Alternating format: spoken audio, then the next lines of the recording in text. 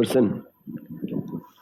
समझ के लिखो भैया, एक बार कोशिश करके देखो। Depositor to file a declaration that money so deposited is not borrowed from any other person. Point number 10, joint names, joint depositors, maximum dash लिखना मत आगे।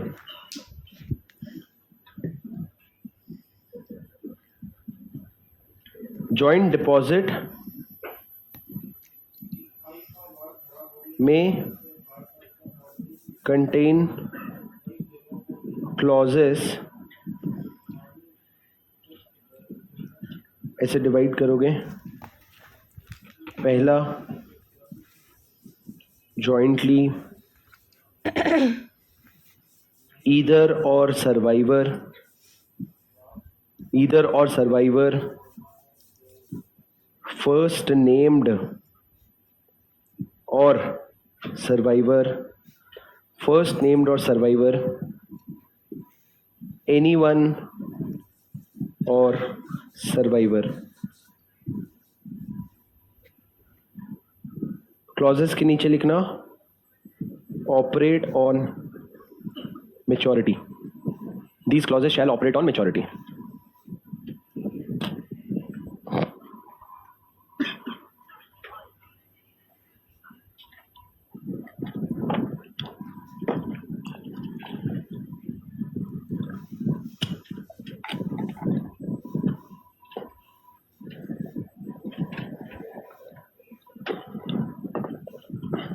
सर पॉइंट नंबर नेक्स्ट ना स्टार बना के लिख लो, पॉइंट नंबरिंग मत दो। Deposit receipt, issue with in 21 days of receipt of money. Next point लिखो रिटर्न, मेरे साथ स्पीड थोड़ा सा कैचअप करो। It is just an habit, कुछ फर्क नहीं पड़ेगा, बट जस्ट एन हैबिट, थोड़ा सा कोशिश करो, देखो स्पीड इंप्रूव होती है क्या। सर रिटर्न ऑफ डिपॉजिट देखो ड्यूली ऑडिटेड। नेक्स्ट में दीप्ति 3,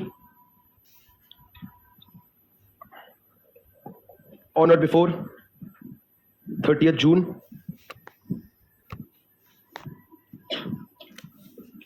include particulars of दो चीजें, deposit, transaction not considered, deposit, transaction not considered as deposit.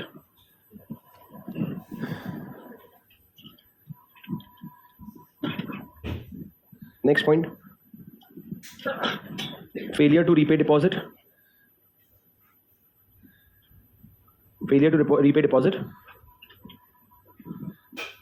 company to pay interest at the rate dash percentage per annum. Contravention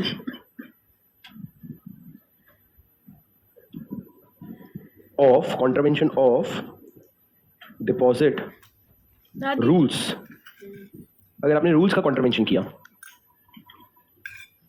bracket भी लिखना, for which no punishment in act, for which there is no punishment in act. तो जो company है और जो officer in default है, दोनों को फाइन लगेगा, fine up to 5,000 and 500 per day. इतने में ज़्यादा भी थी। बेस फाइन 5,000 तक का और उसके ऊपर दिन का 500 रुपए का फाइन लगेगा अगर आपने इस रूल्स का कॉन्ट्रावेंशन किया जिसकी पेनल्टी एक्ट में नहीं लिखी है। और सर नेक्स्ट में लिखो last, contravention of section 73 and 76, bracket में लिखो एज पर एक्ट। ये एक्ट का अगर आपने कॉन्ट्रावेंशन किया है,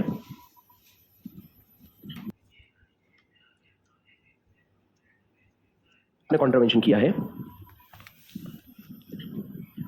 तो कंपनी को क्या होगा, पहले रीपे द डिपॉजिट एंड उसको फाइन लगेगा कितना, 1 crore और 2 times of deposit which ever is lower से लेके 10 करोड़, फाइन लगेगा 1 करोड़, और 2 टाइम्स ऑफ डिपॉजिट से लेके 10 करोड़, और जो ऑफिसर इन डिफॉल्ट है उसको जेल होगा up to 7 years and fine 25 lakh से 2 करोड़। और अगर तुमने नोइंगली किया है तो 447 एप्लीकेबल हो जाएगा।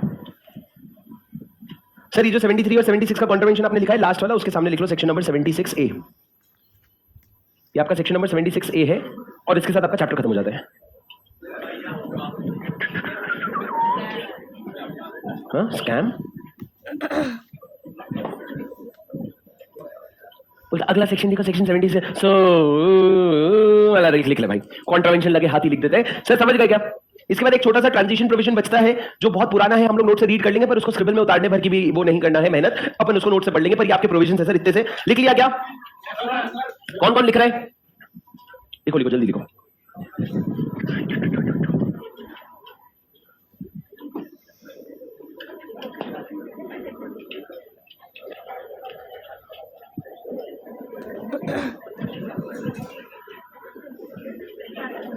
सर एक बार जहां से लिखे वहां से एक बार रीड तो करके देखो, जो चीजें समझ आ रही है नहीं समझ आ रही है। कौन सर बहुत प्यारे स्क्रिबल नोट्स बना रहा है उसके हिसाब से, जिसकी हैंडराइटिंग भी बहुत सुंदर हो? मेरे को वो एक नोट्स देखना है इसलिए मैं पूछ रहा हूं, कौन सबसे प्यारे स्क्रिबल नोट्स बना रहे हैं? मजाक नहीं करो यार, कलर पेन यूज करके अच्छे से अंडरलाइन करके दो अपना नोट्स पास ऑन। मैडम आप दिखाओ, ये हैंडराइटिंग इंपॉर्टेंट है। और कोई?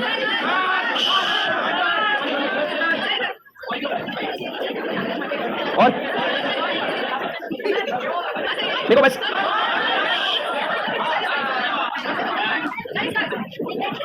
गुड, बस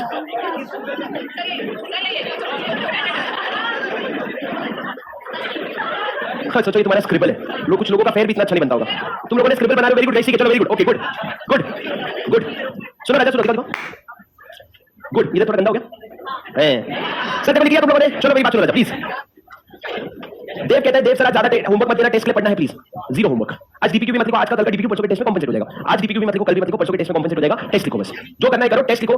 कोई भी टीचर और कोई भी होमवर्क देंगे, तुम लोगों की जिम्मेदारी है ये बोलना कि नहीं करेंगे सर। क्यों नहीं? जनरली जैसे आप लोगों ने मेरे को बोला है सर इसका टेस्ट है उसका टेस्ट है, बीइंग कंसीडरेड, ये टेस्ट आप लोगों के अभी तक का सबसे इंपॉर्टेंट टेस्ट है। ऑडिट एंड ऑडिटर्स का जो टेस्ट है अभी तक का सबसे इंपॉर्टेंट टेस्ट है, तो आप लोगों ने टेस्ट लिखना ही लिखना, कोई ऑप्शन नहीं है। भले एक चैप्टर का लिख के जाओगे लेकिन लिख के जाओगे, पर मैंने बोला ना अगर 3 चैप्टर पढ़े बिना टेस्ट लिखे हो तो तुम डिजर्व का तो प्रॉब्लम है, बहुत प्रॉब्लम है। मतलब मेरे हिसाब से एक चैप्टर भी लिख के सर्टिफिकेट लिख के चले जाओ क्या? 8 घंटे का है भैया, एक रात कम भी सोगे ना, 4 घंटे की नींद भी मार करके 2 रात पढ़ोगे ना, तो टेस्ट की तैयारी हो जाएगी। होना क्या चाहिए? इंटेंट, होना क्या चाहिए? इंटेंट, वरना भैया सोते रहो खोते रहो, क्या तकलीफ है? अच्छा बता, कहां से लिखा आपने? प्रीपेमेंट, प्रीमेच्योर पेमेंट से बहुत आसान है। हेलो, तुमने प्रोविजन पढ़ते पढ़ते लिखा, लिखते लिखते पढ़ा तो तुमको समझ आया होगा, 1-2 पॉइंट छोड़ के बाकी सब बहुत बेसिक है। कौन सा 1-2 पॉइंट? राजा इधर देखो मेरी तरफ, हेलो, हाय हाय हाय हाय।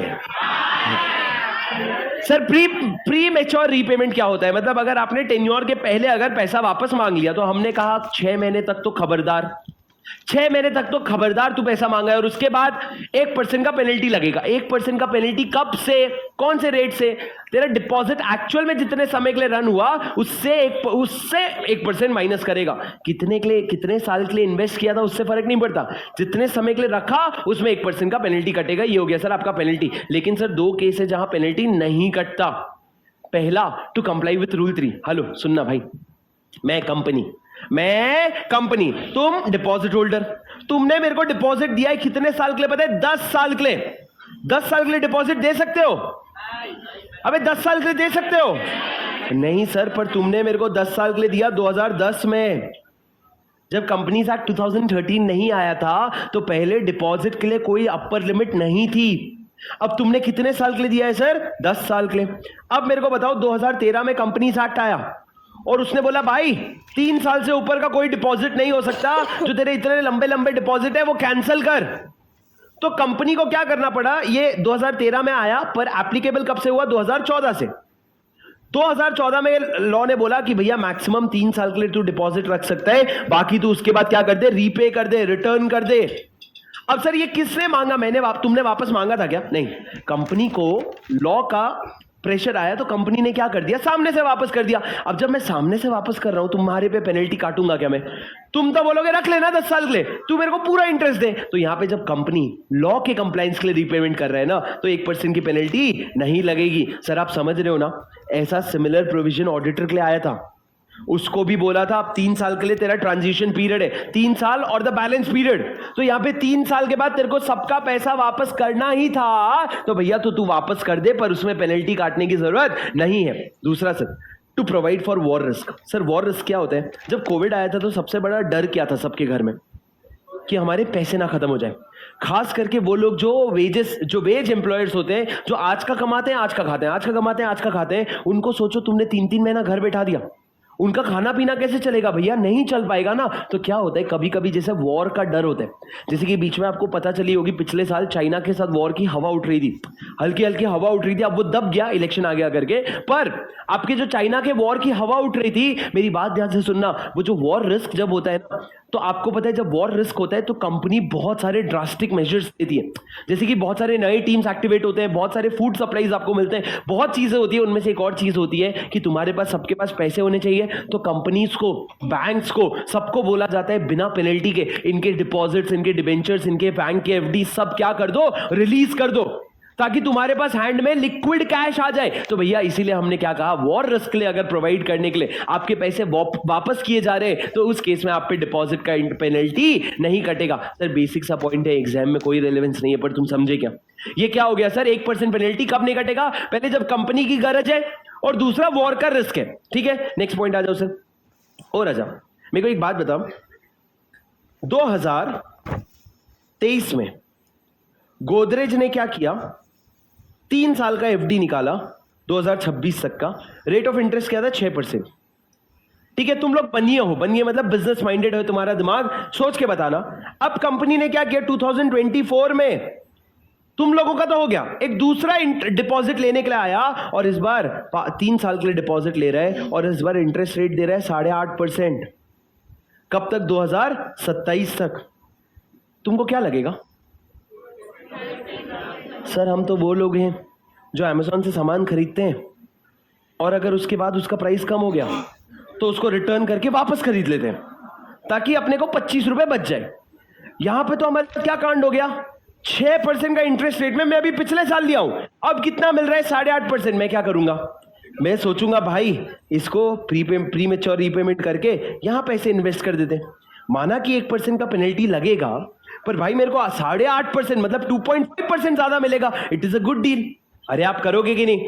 अगर आप ये चीज करोगे मतलब हर डिपॉजिटर ये चीज करेगा, क्योंकि ये तो बेसिक नॉलेज है। अब मेरे को बताओ कंपनी क्या करे अगर रेट ऑफ इंटरेस्ट बढ़ गया है, तो कंपनी क्या करे अगर उसको और डिपॉजिट लेना है? पहले मैंने इनसे 6% पे डिपॉजिट ले लिया, अब मेरे को और डिपॉजिट लेना है, और मार्केट में 8.5% देना पड़ता है, तो मैं तुमको 8.5 दे रहा हूं, और तुमसे पैसे मिलने की जगह ये लोग वापस मांग ले रहे हैं। तुम कंपनी की प्रॉब्लम समझ रहे हो? सर इन्होंने कितना दिया था, 6% पे दिया था, मेरे को अभी फ्रेश इशू करना है, तो तुमको कितना ऑफर कर रहा हूं मैं, 8.5। तुमको जैसे ही 8.5 ऑफर कर रहा हूं, ये लोग वापस मांग ले रहे हैं, तो मैं करूं तो करूं क्या? सर लॉ ने बोला ठीक है, तुम्हारा भी जो रेट ऑफ इंटरेस्ट है ना, तुमको भी 6% की जगह 8.5% में अपग्रेड कर देंगे। शर्त यह है कि तुम्हारा जो अनएक्सपायर्ड पीरियड है, तुमने कितने साल के लिए,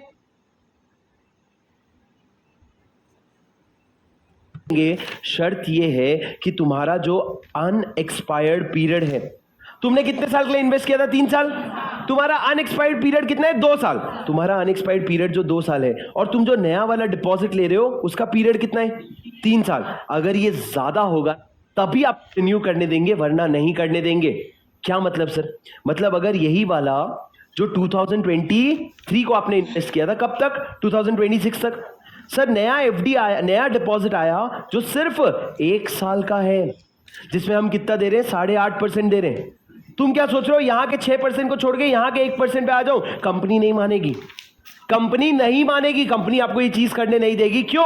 क्योंकि सर इसका अनएक्सपायर्ड की पीरियड कितना है, इसका अनएक्सपायर्ड पीरियड है 2 साल, और इसका पीरियड कितना है, 1 साल। ये कम है। तू मेरे से सुनो भैया, तुम लोग 6% की जगह 8% एक्सपायर्ड पीरियड है। तुमने कितने साल के लिए इन्वेस्ट किया था, 3 साल, तुम्हारा अनएक्सपायर्ड पीरियड कितना है? 2 साल। तुम्हारा अनएक्सपायर्ड पीरियड जो 2 साल है और तुम जो नया डिपॉजिट ले रहे हो उसका पीरियड कितना है? 3 साल। अगर ये ज्यादा होगा ना तभी आपको रिन्यू करने देंगे, वरना नहीं करने देंगे। क्या मतलब सर? मतलब अगर यही वाला जो 2023 को आपने इन्वेस्ट किया था, कब तक? 2026। सर नया एफडी आया, नया डिपॉजिट आया जो सिर्फ 1 साल का है, जिसमें हम कितना दे रहे हैं? 8.5% दे रहे हैं। तुम क्या सोच रहे हो यहां के 6% को छोड़ के यहां के 1% पे आ जाओ? कंपनी नहीं मानेगी, कंपनी नहीं मानेगी, कंपनी आपको ये चीज करने नहीं देगी। क्यों? क्योंकि सर इसका अनएक्सपायर्ड की पीरियड कितना है? इसका अनएक्सपायर्ड पीरियड है 2 साल और इसका 1 साल। ये कम है। तू मेरे से सुनो भैया, तुम लोग 6% की जगह 8% मांग रहे हो ना, मैं दे दूंगा, पर भाई जितने समय के लिए पैसा दिया था उतना तो रहने दो, या उससे ज्यादा तो रहने दो। तुम एक तो इंटरेस्ट रेट भी ज्यादा मांग रहे हो, दूसरा तुम बोल रहे हो पैसा भी जल्दी रीपे करना पड़ेगा। नहीं चलेगा। तुम समझ रहे हो क्या मैं क्या कह रहा हूं? इन्होंने 3 साल के लिए पैसा दिया था, 1 साल के बाद आए बोले अरे तुमने तो इनको 8% दिया, हमको भी 8% दो। मैंने बोला दे दूंगा, शर्त ये है तेरा कितना समय बचा है? 2 साल।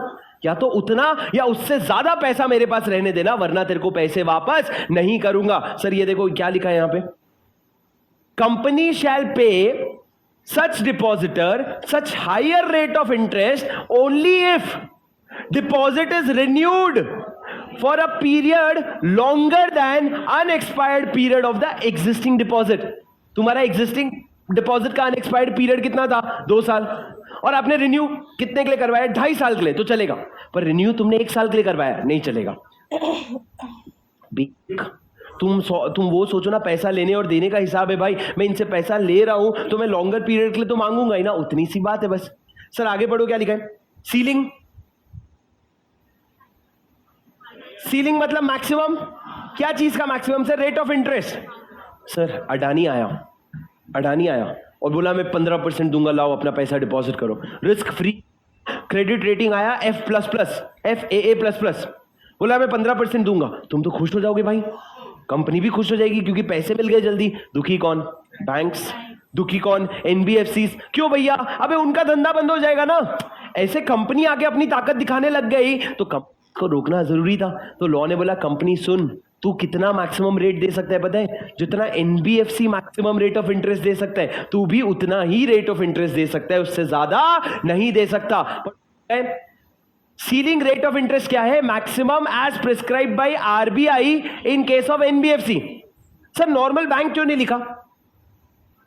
यार नॉर्मल बैंक बहुत सेफ होता है। NBFC से पैसे लेना और उनको पैसा दोनों सेफ नहीं होता।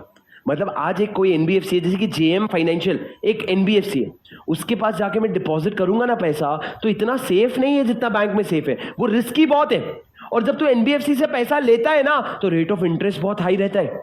बैंक से अगर मान लो रेट ऑफ इंटरेस्ट 9% है तो NBFC से 12% रहे। इसलिए NBFC का जो रेट होता है वो मैक्सिमम होता है। वो मैक्सिमम रेट कंपनी के लिए भी एप्लीकेबल है, उससे ज्यादा रेट ऑफ इंटरेस्ट तू नहीं दे सकता। दूसरा केस है ब्रोकरेज। ब्रोकरेज माने सर यहां पे कमीशन कौन किसको देगा? डिपॉजिट की बात चल रही है, कंपनी तुमसे पैसा लेता है, ब्रोकरेज किसको देगा? सर मैं तुम्हारे तक डायरेक्टली तो नहीं पहुंच पाऊंगा। मैं जीरोदा, एंजल ब्रोकिंग, ग्रो, शेर खान, ये सब जैसे प्लेटफॉर्म्स यूज करूंगा, तो ये प्लेटफॉर्म्स ब्रोकरेज तो चार्ज करेंगे ना। मैं तुम तक डायरेक्टली कैसे पहुंचूंगा? हर कंपनी तुम तक डायरेक्टली नहीं पहुंच सकती, उनको जरूरत पड़ती है ब्रोकर्स की। तो ब्रोकर जो होते हैं वो लोग ब्रोकरेज चार्ज करते हैं, और ब्रोकरेज भी मैक्सिमम कितना हो सकता है? जितना NBFC ब्रोकरेज देता है उतना ही मैक्सिमम दे सकता है, उससे ज्यादा नहीं दे सकता। सर ब्रोकरेज किसी को भी दे दूं? सर आज हम अपने लेक्चर सेल करते हैं, सुनना मेरी बात, आज हम लेक्चर सेल करते हैं डायरेक्टली, अपने वेबसाइट से भी सेल करते हैं और हमारे सेंटर्स यानी कि फ्रेंचाइजी से भी सेल करते हैं। अब एक बात बताओ, कोई भी बच्चा आया बोला सर मेरे को फ्रेंचाइजी दे दो, मैं आपका प्रोडक्ट सेल करूंगा, उसने ये बोल के अपने दोस्त को सेल करके खत्म कर दिया, भैया ये तो गलत हो जाएगा ना। किसी को भी तुम फ्रेंचाइजी और किसी को भी ब्रोकरेज नहीं दे सकते। कुछ ऑथराइज्ड लोग होंगे जो लोग आपके बिहाफ में बच्चों को ला रहे, सिर्फ उनको आप फ्रेंचाइजी दोगे, ब्रोकरेज दोगे। वैसे ही क्या, to only those who are, लोग होंगे जो लोग आपके बिहाफ में बच्चों को ला रहे, सिर्फ उनको आप फ्रेंचाइजी दोगे, ब्रोकरेज दोगे। वैसे ही क्या लाइन लिखा है sir? Brokerage should be payable to only those who are authorised to solicit, जिनको ऑथराइज किया है सिर्फ उन लोगों को ब्रोकरेज दोगे, किसी को भी और नहीं दोगे। उसके बाद सर नेक्स्ट लाइन, जो डिपॉजिटर है उसको एक डिक्लेरेशन देना पड़ेगा that the money so deposited is not borrowed. Deja vu हो रहा है सर।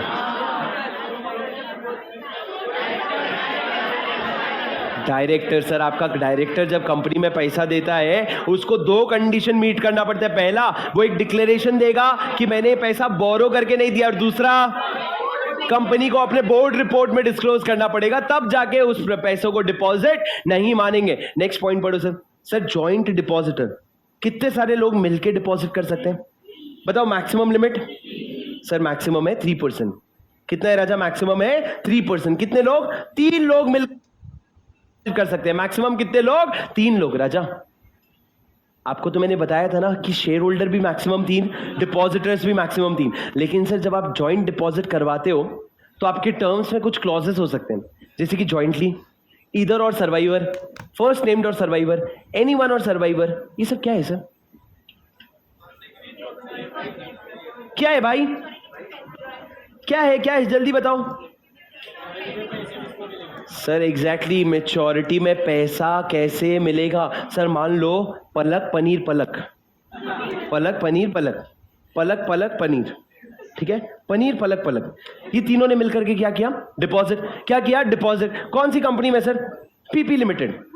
पीपी लिमिटेड करके कंपनी थी, वहां पे इन्होंने क्या किया? डिपॉजिट किया। कितना? जितना भी किया, पर जॉइंटली डिपॉजिट किया। सर आप मेरी बात ध्यान से सुनना प्लीज।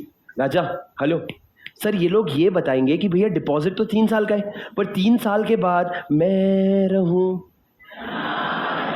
नहीं पता, नहीं पता कौन रहेगा कौन नहीं रहेगा। अब सवाल ये, वो कंपनी पैसा किसको वापस करेगी? तुमको पता है जब भी जॉइंट डिपॉजिट की बात आती है तो फर्स्ट नेम, सेकेंड नेम और थर्ड नेम आता है।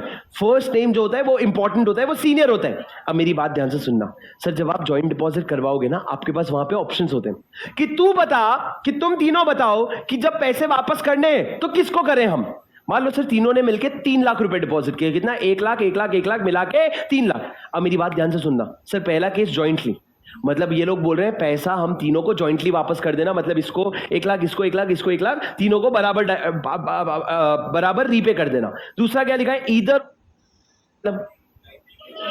ईदर मतलब तीनों में से किसी भी एक को 3 लाख दे देना, या फिर तीनों में से जो बचा, अगर तीनों गए या 2 गए 1 बचा, जो भी बचा उसको दे देना, कोई फर्क नहीं पड़ता। तो किसी एक को भी दे सकता है, और अगर नहीं है तो जो बचा उसको दे देना। बात एक ही है सर, मतलब तेरी जिसको मर्जी उसको दे देना तीनों में से। नेक्स्ट क्या है? फर्स्ट नेम्ड और सर्वाइवर, मतलब या तो फर्स्ट नेम को देना। सर फर्स्ट नेम कौन है? मान लो पलक, नहीं पलक तो 2 हो गए ना, पनीर। मान लो फर्स्ट नेम्ड है पनीर, तो अब पनीर को देना। अगर पनीर नहीं है तो जो जिंदा बचा है उसको दे देना। पहला प्रेफरेंस पनीर, और पनीर नहीं है तो जो बचा उसको दे देना। सर आप समझ रहे हो क्या? ये सब फालतू बात है। ये कब काम करेगा sir? These clauses shall operate at maturity, मतलब जब पैसा वापस करने की बात है तब ये क्लॉज एप्लीकेबल होगा। सुन रहा है ना तू? Last clause, anyone or survivor, जो है उसको दे देना, जो बचा है उसको दे देना, मतलब किसको भी दे दे, मेरे को फर्क नहीं पड़ता है। कुल मिला के ईदर और सर्वाइवर में भी कोई फर्क नहीं पड़ता है, एनीवन और सर्वाइवर। बस इनको क्या है, कुछ एक्स्ट्रा अच्छी कुछ बड़ी बड़ी बातें कर देता हूँ, फट जानी चाहिए बच्चों की, कुछ बड़ी बड़ी बातें कर देता हूँ। ये इनकी बड़ी बड़ी बातें। समझे क्या तुम? पलक पनीर पलक का एग्जाम्पल तुम समझे? Joint deposit, yes sir. चलो आगे बढ़ते हैं, मेरी बात सुनो सर। डिपॉजिट रिसीट देना पड़ेगा। अबे एफडी कराए हो कभी? एफडी? हाँ सर, 700 रुपए का कराए थे, उस फीस में डिस्काउंट मांग लिए थे, थोड़ा सा डिस्काउंट मिल गया था, लेकिन एफडी करा दिया। नहीं, खर्च कर दिए, डिस्काउंट नहीं मिला। yes. तुमको डिस्काउंट नहीं मिला, मेरे को पैसे नहीं मिले। हाँ सर आपको तो बहुत पूछना का विशाल सर को बोला, सर शुभम सर बोले थे फेस टू फेस 1 लाख रुपए मिलते हैं, वो मिले नहीं है, पूछना एक बार सर से। नहीं भाई, पहले आ जाओ, फिर पहले आ जाओ, रुक जाओ। सुनो, नहीं मत करो यार प्लीज। सुनो इधर देखो सर, डिपॉजिट रिसीट क्या होता है? तुमने मेरे पास डिपॉजिट अगर करवाओगे तो मैं पेपर में लिख के दे दूंगा कि गरीब तेरा पैसा रख लिया मैंने थोड़ा सा। सर उसको क्या कहते हैं? डिपॉजिट रिसीट कितने समय के अंदर इशू करोगे? 21 डेज के अंदर। कितने? 21 डेज के अंदर। Sir return of deposit, sir एक फॉर्मेलिटी है।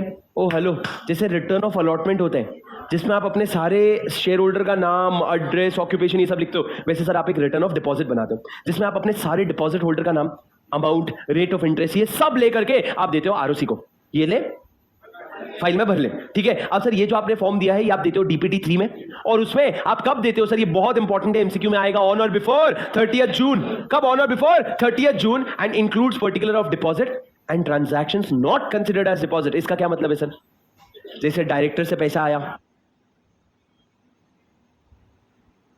फाइल में भर ले, ठीक है। अब सर ये जो आपने फॉर्म दिया है ये आप देते हो डीपीटी 3 में, और उसमें आप कब देते हो सर? ये बहुत इंपॉर्टेंट है, एमसीक्यू में आएगा। ऑन और बिफोर 30th जून। कब? On or before 30th June. And includes particular of deposit and transactions not considered as deposit. इसका क्या मतलब है सर? जैसे डायरेक्टर से पैसा आया, एम्प्लॉय से आया, प्रमोटर से आया, आपने उनको पैसों को डिपॉजिट है पर डिपॉजिट नहीं माना, तो उसके बारे में बता देना। एक सेक्शन होगा जहां पे लिखना होगा transaction not considered as deposit, वहां पे लिख देना कि भैया इनको डिपॉजिट नहीं माना है। अरे समझे क्या सर? बहुत छोटे छोटे पॉइंट्स हैं। अगर डिपॉजिट नहीं दिया तो कितना इंटरेस्ट लगेगा? 18% पर एनम। 18 सर, इसके पहले 18 कहां लगा था? सेक्शन। डिविडेंड तो बोल दिए पर सेक्शन भी तो बोलो। 123 से शुरू होता है चैप्टर, 127 पे खत्म होता है चैप्टर।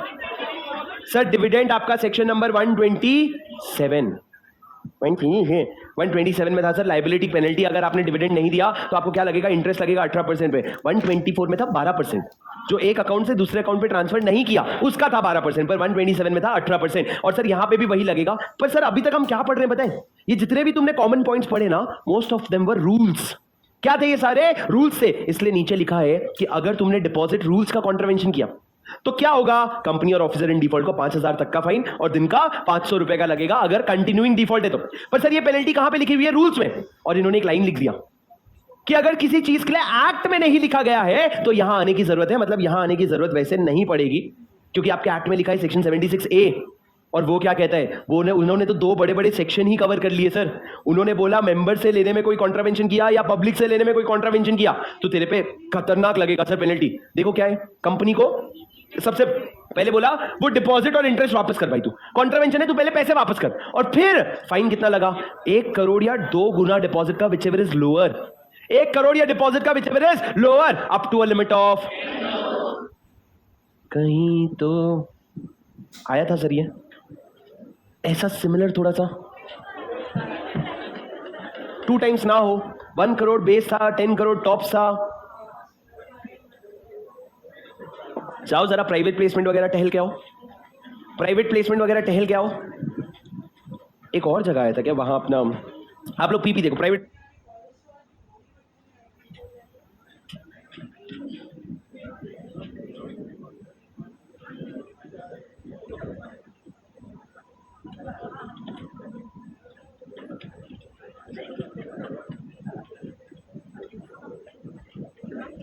अमाउंट का फर्क है। प्राइवेट प्लेसमेंट में क्या दिया हुआ है?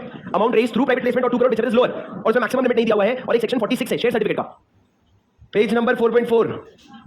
उसमें लास्ट में कंपनी को 5 times of minimum, 5 times of face value से लेकर 10 टाइम्स और 10 करोड़, 10 करोड़ तक का है। मतलब सर ऐसे सिमिलर पेनल्टीज बहुत सारे हैं जहां पे आपका अमाउंट जो है ना वो उससे लिंक्ड है। किससे? The amount. जैसे कि एक और था सर, रेम्यूनरेशन, NFRA। अगर आपको डीबार कर रहा है, आपका प्रोफेशनल मिसकंडक्ट पाया गया तो सर फर्म के केस में रेम्यूनरेशन से लेकर के 5 लाख वैसा था ना। अरे समझ रहे हो कौन सा चैप्टर सेक्शन में? 132 में। 132 में अगर NFRA क्या कर रहा है, आप पे अगर इन्वेस्टिगेशन कर रहा है और उसको प्रोफेशनल मिसकंडक्ट मिला तो वो जो पेनल्टी है that was linked to remuneration. यहां पे this penalty is linked to the amount of deposit. तो कितना है सर यहां पे देखो? 1 करोड़ और 2 times of deposit to 10 crore whichever is lower. और सर अगर आप एक इंसान ऑफिसर इन डिफॉल्ट हो तो कितना? Jail up to 7 years. Sir ये बहुत बड़ी बात है। आप यूजुअली जेल 1 साल, 2 साल, 3 साल बोलते हो, 7 साल। फ्रॉड में था 3 साल से 10 साल, पर यहां पे कितना है? 7 साल तक का jail and fine 25 lakh to 2 crore. मतलब आपको 25 लाख से 2 करोड़ का फाइन लग जाएगा। सर रट्टा है, कुछ नहीं है। पर यहां पे देखो, एक बार ये देख लो, डिपॉजिट जैसी छोटी सी चीज के कितनी बड़ी पेनल्टी मारी है इन्होंने, जेल एंड फाइन। और अगर नोइंगली किया तो 447 के फ्रॉड के लिए लायबल हो जाओगे। अरे समझे क्या?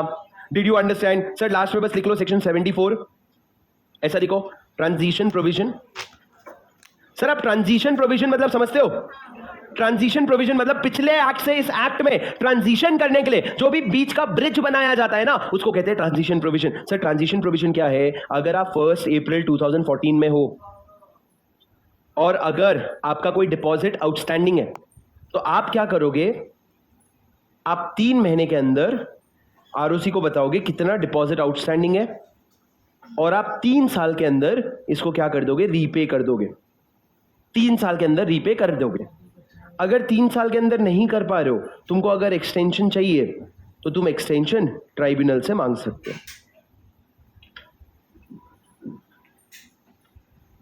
क्या हुआ रश्मि रंजन चौधरी?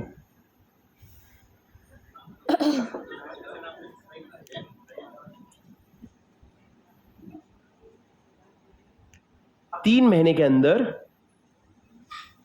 में हो और अगर आपका कोई डिपॉजिट आउटस्टैंडिंग है तो आप क्या करोगे? आप 3 महीने के अंदर आरओसी को बताओगे कितना डिपॉजिट आउटस्टैंडिंग है और आप 3 साल के अंदर इसको क्या कर दोगे? रीपे कर दोगे। 3 साल के अंदर रीपे कर दोगे।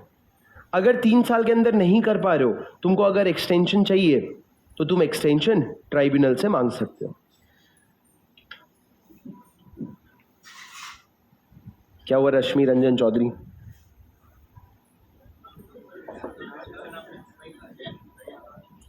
रश्मि रंजन चौधरी, OMG।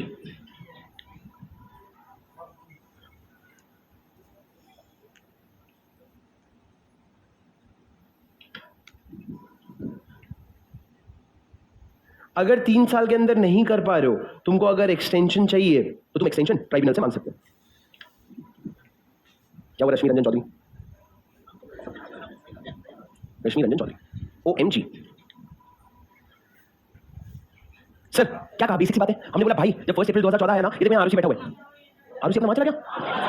हाँ हाँ ठीक है, हाँ हाँ जैसे उधर पढ़ा है, पता है भाई।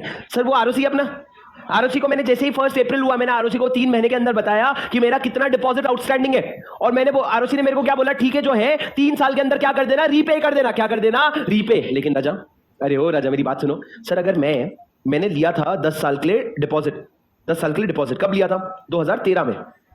अब तू 2014 में आके बोल रहा है 3 साल यानी कि 2017 के अंदर रीपे कर दे। भाई मैंने तो कितने बड़े बिल्डिंग में उस पैसे को डाल रखा है, अभी वो कंस्ट्रक्शन चल रहा है, 5 साल बाद बनेगा, 2 साल तक बिकेगा, तब जाके पैसे आएंगे ना। पेड़ पे थोड़ी उग रहा है जो तोड़ के तेरे को वापस कर दूंगा। तू बोल तो दिया 3 साल में वापस कर दे, पर मैं कहां से करूं? मेरे पास पैसे नहीं है। तो तू जा ट्राइब्यूनल के पास, जाके ट्राइब्यूनल के पास रो ले। अगर ट्राइब्यूनल को जमेगा वो तेरे को क्या दे देगा? एक्सटेंशन दे देगा। फिर तू थोड़ा लेट भी रीपे कर सकता है, बट सर ट्रांजिशन प्रोविजन है, फालतू सा है, कोई रेलेवेंस इसका नहीं है। अरे समझे क्या तू मेरी बात? Sir with that your whole chapter of deposit comes to an end. Sir, scribble notes में कितने पेज हैं रफली? जो एकदम फैल फैल के लिखते हैं, तुम तो मत ही बोलना। 150,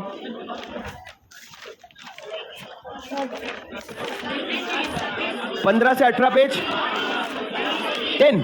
दिखाओ नोट्स, नोट्स दिखाओ। अरे बिडिंग नहीं चल रहा है, मेरा 20, मेरा 22।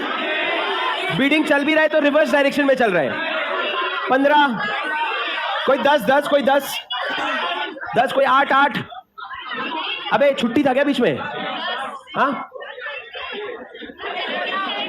ला रे भाई, चक्कू ला, चक्कू आज खत्म कर दे मेरे को ये कहानी। वो बोलते 8 कैसे? 8 पेपर्स मतलब 2 साइड 16, फिर एक पे आता ना बुक, एक बुक लिखो भाई। हेलो सर, सर ये डिपॉजिट का चैप्टर ना ओवर द पीरियड इतना इवॉल्व हुआ है। मैं तुमको बता रहा हूं, आज अभी इस बैच में जो डिपॉजिट का हमने कवरेज किया है, जिस तरीके से कवरेज किया है, this has been my most efficient coverage in the last 5-6 attempts. क्यों भैया?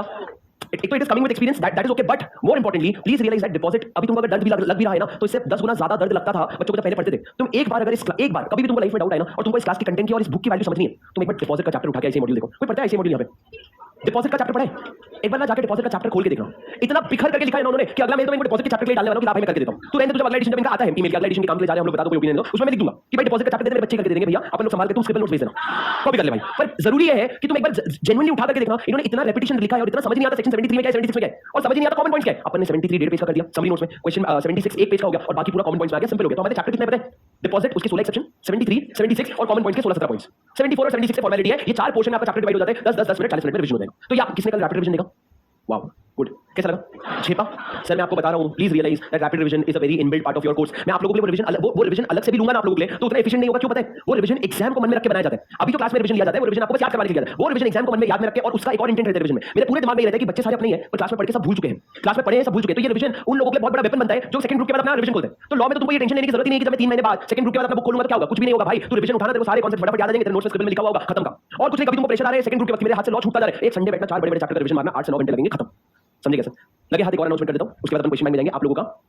दो टेस्ट होगा, ऑडिट के बाद दो टेस्ट होगा। एक टेस्ट होगा फेमा का, जब अपना फेमा का चैप्टर खत्म हो जाएगा, फेमा और एलएलबी मिला के, और उसके बाद चैप्टर जब हमारा क्लास खत्म होगा, एक मेगा टेस्ट होगा। सर ये मेगा टेस्ट जो है, पहले मैं क्या करता था, क्लास खत्म करता था, 4 दिन का टाइम देता था, उसके बाद मेगा टेस्ट लिखने बोलता था, तो बच्चों का बहुत ज्यादा अटेंडेंस होता था, 7-8 बच्चे तो आ ही जाते थे, मजा आ जाती थी। और बाकी बच्चे सर भेज दो, हम जब अभी ग्रुप 2 पढ़ने लग गए, सर जब हम ग्रुप 1 पढ़ेंगे फिर से तो लिख लेंगे। भैया सुन लो, आप लोगों का भी जो टेस्ट होगा, जिस दिन आपका क्लास का लास्ट होगा, उसके नेक्स्ट डे मेगा टेस्ट होगा। एक होता है सर फुल मॉक टेस्ट कि चैप्टर 1 भी आ रहा है, डिविडेंड भी आ रहा है, सब आ रहा है। एक होता है टॉप 6 चैप्टर्स, जो आपके बड़े-बड़े share capital management, audit, accounts, FEMA, LLB, 6 chapter में बताऊंगा उसमें क्या है, और वो 6 चैप्टर का टेस्ट होगा जो आपके सिलेबस का वैसे 70% कवर करेगा। मैं आपको टारगेट दूंगा कि इतना इतना पढ़ना है, उस टारगेट के हिसाब से पढ़ना, वो टेस्ट लिखना, और जिस दिन टेस्ट लिख करके पेपर लिखिए, उसके बाद सारे बुक्स लॉक बंद कर देना, ग्रुप 2 की तरफ चले जाना। पर वहां पे बंद होगा जिस दिन क्लास खत्म होगी, उस दिन आपका किताब बंद नहीं होगा, आपका टेस्ट होगा, टेस्ट कब होगा वो डेट्स मैं आपको बताऊंगा धीरे-धीरे as and when we progress. ठीक है, चलो सर, अभी हम लोगों का कंपनी एक्ट में जो बच्चे रिकॉर्डेड देख रहे हैं, तुम्हारा सीक्वेंस में पता नहीं, पर हमारे लाइव क्लास में कंपनी एक्ट में बचता है मात्र, वो है आरओसी, दूसरा है एलएलबी, मतलब अपना कंपनी एक्ट क्या खत्म हो गया, उसके बाद बचता है फेमा, उसके बाद बचता है जनरल क्लॉज एक्ट और आईओएस, बस।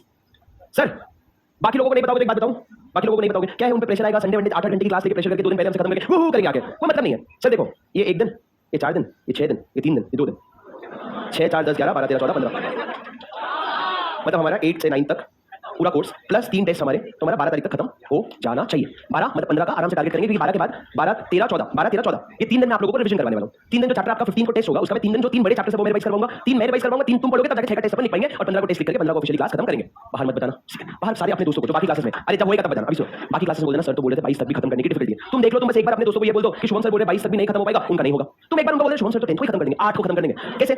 ऑडिट ऑडिट तुमको ऑडिट में पढ़ लोगे तुम, तो वो वहां पे हो जाएगा कवर, और संडे को तो बाकी कोई और क्लास नहीं रहेगी, तो सुबह 8 बजे क्लास शुरू होगी, शाम को 6 बजे। अच्छा तुम नहीं आए, कोई बात नहीं, तुम्हारी प्रॉब्लम, अच्छा तुम नहीं ध्यान नहीं लगा पाए, कोई बात नहीं, तुम्हारी मेरी क्लास खत्म होगी, ऐसे हो जाएगा। तो अपन क्या करेंगे, अपनी क्लास कब तक खत्म हो रही है? 22 तक। किसी को बताने का नहीं, बता दो यार तुम उस दिन बताना ना। देखो भैया सर मेरा कंपटीशन नहीं, तुम्हारा भी है, तुम समझ रहे हो मैं क्या कह रहा हूं, मेरा तो है ही नहीं बल्कि तुम्हारा है।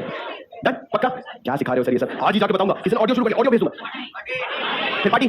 चलो अच्छा सर, कभी कभी क्या है, कभी कभी क्या है, सुनो ये तुम भी ये स्ट्रेटजी सीख लो, अपने आप को इंप्रूव करना है ना, तो अपने कंपटीशन को भड़का दो, तो कर ही नहीं पा रहे अच्छे से करना, तो वो क्या होगा, अग्रेसिव हो जाएगा, तो उसको लेके तुम थोड़ा सा और बेटर कर लोगे, तुमसे तो बेटर नहीं हो पाएगा, पर तुम थोड़ा और बेटर कर लोगे। जब तुम खुद को चैलेंज नहीं कर पा रहे हो तो बाजू वाले को भड़का दो, क्या यार सर 12 घंटे कर रहे, 14 घंटे पढ़ना, तुम्हारा 12 से ऊपर जा नहीं पा रहा था, वो बेचारा सोच रहा है मैं तो 8 घंटे पढ़ रहा हूं, ये 12 बोल क्यों रहा है, तो तुम समझ लो तुमने तुमने उनको डरा दिया, अब तुमको पता है सामने वाला ताकत लगाएगा, तुम खुद ज्यादा पढ़ने लग जाओगे। तो सर ये चतुरामलिंगम स्ट्रेटजी पार्ट 3, ठीक है। अभी मेरी बात सुनो, इधर आओ, क्वेश्चन बैंक बोलो प्लीज। सर क्वेश्चन बैंक आधी घंटे में क्वेश्चन बैंक करोगे तो मैं आपको फिर छुट्टी जल्दी दे दूंगा, मस्त 15 मिनट जी लेना अपनी जिंदगी का। अबे क्या 15 मिनट का 20 मिनट तो डिविडेंड का चैप्टर वाइज होके खत्म हो जाता है, नहीं होता। तो सर कल अपन ने कौन से क्वेश्चन तक किया था? क्वेश्चन नंबर 5 6 आपको होमवर्क दिया था सर, प्योर थ्योरेटिकल क्वेश्चन है अपन जो। अच्छा कल जो मैंने होमवर्क रीड करके आने बोला था, किसने किसने रीड कर लिया? जो मैंने कल 4 क्वेश्चन पढ़ के आने के रीड करके आने के बोले थे, किसने किसने रीड कर लिया? हाथ नीचे करो, क्या हुआ मैडम? हाँ हाँ कल का लेक्चर नहीं किया, ओ सो स्वीट। मैं देखता हूँ आप लोग फर्स्ट लाइन वाले जितनी मस्ती करते हो उतनी पढ़ाई नहीं करते हो, क्यों नहीं रीड किया? तो आप क्यों उठ रहे? हाँ आप बोलो, भूल गए? ठीक है सर मेरी बात सुनो प्लीज। क्वेश्चन नंबर 6 मेरे सर मैं पढ़ा देता हूं मैडम, कोई बात नहीं, आप नहीं, आप मैं एक ही बात पढ़ लेते हैं। आ जाओ, क्या लिखा है sir? Explain the provision for appointment of trustee for depositors under the companies act read with this rules. Sir जो मई 2018 का क्वेश्चन है, ब्लैंक क्वेश्चन, क्या बोले? Explain the provision of appointment of trustee.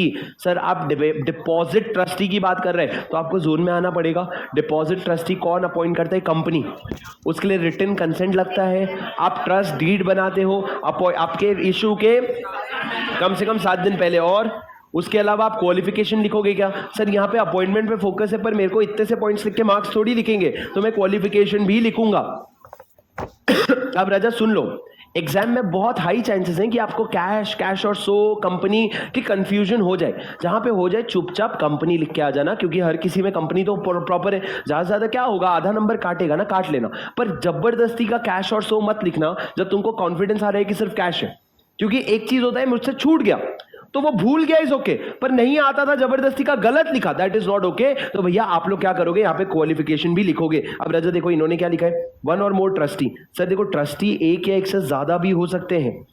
अगर डिपॉजिट का अमाउंट बहुत बड़ा है तो आप मल्टीपल ट्रस्टीज भी अपॉइंट कर सकते हो, अपॉइंटेड बाय द कंपनी। उसमें रिटन कंसेंट लोगे और ट्रस्ट डीड बनाओगे, और उसका फॉर्म क्या है? DPT-2। कब बनाओगे? कम से कम 7 दिन पहले सर्कुलर को इश्यू करने के। उसके बाद आपने क्वालिफिकेशन लिखा, और क्वालिफिकेशन में आप लिखोगे डायरेक्टर की मैनेजर नहीं होना चाहिए, इनडेटेड नहीं होना चाहिए, मटीरियल पेक्यूनरी नहीं होना चाहिए, गारंटी नहीं दिया होना चाहिए, और रिलेटेड नहीं होना चाहिए। सर लिख लोगे सर आप, मैं बताऊं अगर कीवर्ड्स लिखोगे ना, आप इतना तो लिख लोगे कि 4 में से आपको 3 देके जाए, और कोई आपसे ज्यादा अच्छा भी लिखेगा ना उसको 4 में 3 ही देगा। ICI के ईगो पे आता है 4 में से 4 देना। ICI नहीं, एग्जामिनर के क्या होता है, एग्जामिनर भी ना पेपर चेकिंग कभी कभी निपटाता है। अगर वो 4 में से 4 दे दिया ना, इसका मतलब उसने खुद वेरी परफेक्टली चेक किया है। आज परफेक्टली चेक करने के लिए उसको टाइम लगता है जो उसके पास होता नहीं है, तो वो यूजुअली 4 में से 3 देता है सेफर साइड में, क्योंकि सर अगर आप 4 में से 4 डिजर्व करते हो, आपको 3 आया तो भी कोई ज्यादा क्वेश्चन नहीं करेगा, सब्जेक्टिव है। 2 डिजर्व करते हो, 3 आ गया तो भी कोई ज्यादा क्वेश्चन नहीं करेगा, तो 4 में से 3 ही मिलते हैं सर, चाहे आप कितना भी अच्छा आंसर क्यों ना लिख लो। आगे पढ़ो सर, नेक्स्ट क्वेश्चन पे आ जाओ।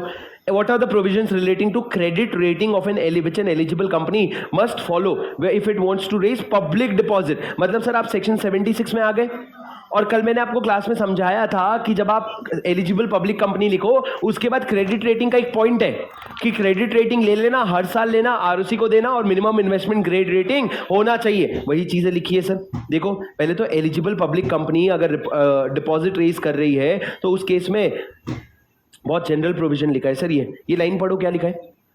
An eligible company which desires to raise public deposit shall be required to obtain rating from a recognized credit rating agency. Okay.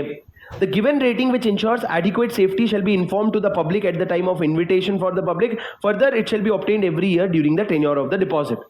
Sir उसके बाद क्या लिखा है, आपका क्रेडिट रेटिंग जो है वो आप जब डीपीटी 3 भेजोगे उसके साथ साथ इन्फॉर्म करोगे। अब आपको पता है डीपीटी 3 जाता है 30th जून को, ऑन और बिफोर 30th जून को जाता है। Further it shall not be below minimum investment grade rating. Sir आपके सारे कीवर्ड्स नोट में लिखे हैं, वो 3 पॉइंट लिखोगे तो आपको इसमें 4 में से 3 नंबर मिल जाएंगे। Not a difficult question sir. ये क्वेश्चंस की कैटेगरी भी मार्क करो, ये सी कैटेगरी नहीं, एक काम करो बी डाल दो, अगली बार रिवाइज करने के काम आ जाएगा। एग्जाम के पहले सी में डाल देना, बी कैटेगरी। सर आप टेंशन मत लो, जब आपका एग्जाम करीब आ जाएगा ना, मैं आपको आपके क्वेश्चन बैंक में से 100 क्वेश्चन ऐसे निकाल के दे ही दूंगा। हर अटेम्प्ट का अलग अलग होता है, जिसमें फालतू क्वेश्चन नहीं आएगा। हर वो क्वेश्चन जो आपके लिए दर्द बन सकता है वो सारे क्वेश्चन का नंबर आपको दे दूंगा इसी क्वेश्चन बैंक में से। तो इसीलिए क्या होता है ना, इसलिए कोई क्वेश्चन का रेफरेंस क्वेश्चन हटाना भी होता है तो नंबर नहीं हटा पाता मैं, क्योंकि मेरे को रेफरेंसेस देने होते हैं अलग अलग एडिशन के बच्चों को। तो यहाँ पे तुम लोगों को जो क्वेश्चन को एबीसी जो मार्क करने कर लो, बस तुम्हारा मतलब ये होगा ए को मैं अगली बार जरूर पढ़ूंगा, बी को भी मैं एक बार रिवीजन के पढ़ूंगा, सी को तो मैं नेक्स्ट रिवीजन में ही इग्नोर कर सकता हूं। पढ़ो क्वेश्चन नंबर 8 क्या हो गया, कर लो। 8 देखो सर, गुड क्वेश्चन लिखा है, बहुत कम क्वेश्चन के बाद में गुड क्वेश्चन आता है, एक बार देख लो। Discuss the following situation in the light of deposit provision as amended from time to time. Samit